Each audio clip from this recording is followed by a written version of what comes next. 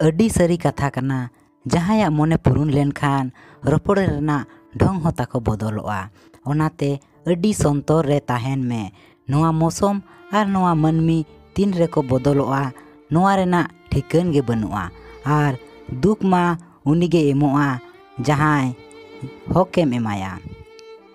अकोय चो अडी सरी कथा को लय अकदा जहाय अडी नापाय सरी कथा को बाडाया उनको दो अडी चुपचाप को ताहेना। जहाय ए रोहेदा जरूरी बांग कना जे उनी आम चेतान रे रगी अकनाय चेदा से रोहेद रेना हक दो दुलड़िया हागे कना। जहाम हटिया ओना गेम न्यामा चाहे दुलड़ मन आर चाहे धन दौलत आर बांग धोखा।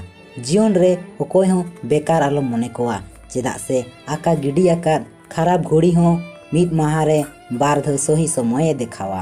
आर मिद अडी सरी कथा कना जे अकोय हो नोआ धरती रे जीवन भर सावते बाको ताहेना।